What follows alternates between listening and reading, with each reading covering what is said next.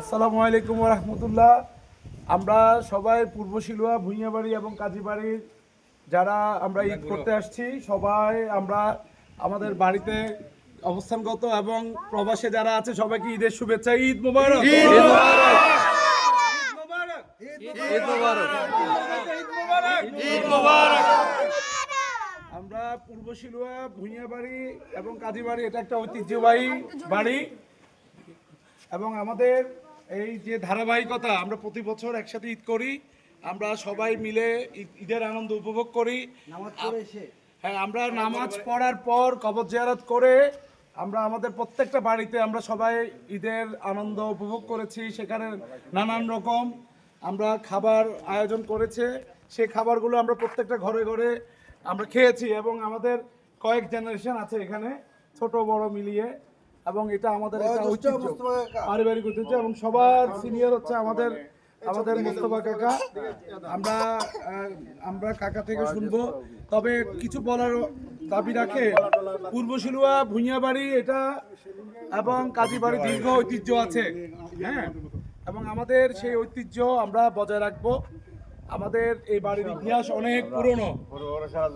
আমাদের পূর্বপুরুষেরা, কাকা যেটা বলছেন, জমিদার ছিলেন এবং 12 ভূঁইয়ার এক ভূঁইয়া।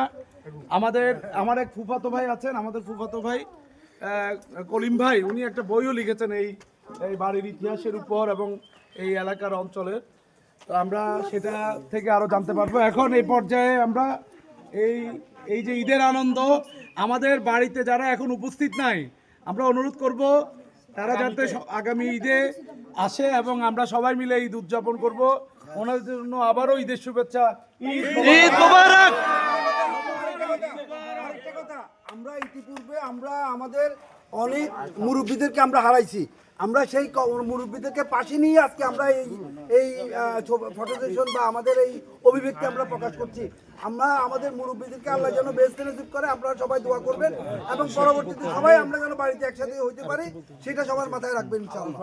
আচ্ছা, এর মধ্যে আরেকটা উল্লেখযোগ্য বিষয় উল্লেখ করার মতো, এটা আমাদের এই পূর্ব শিলুয়া কাজীবাড়ির কৃতি সন্তান কাজী ফজলুর রহমানকে এই বছর মরণোত্তর স্বাধীনতা পদক দেওয়া হয়েছে। এটা আমাদের জন্য অত্যন্ত আনন্দের এবং গৌরবের, এবং এই জন্য আমরা আল্লাহর কাছে শুকরিয়া জানাই। এবং এই যে ওনাদের পরিবারের যে এই গৌরব, এটা আমাদের গৌরব।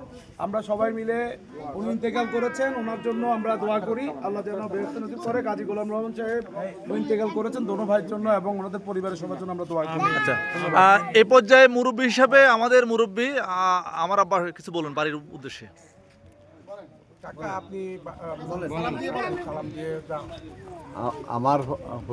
আমার নাম বেলায়েতুল্লাহ ভূঁইয়া। আমার পূর্বপুরুষেরা জমিদার ছিলেন। আমার দাদার নাম সজত আলী ভূঁইয়া, আমার বাবার নাম হেদায়েতুল্লাহ ভূঁইয়া। আমরা জমিদার, পূর্বপুরুষ থেকে জমিদারি ছিল আমাদের।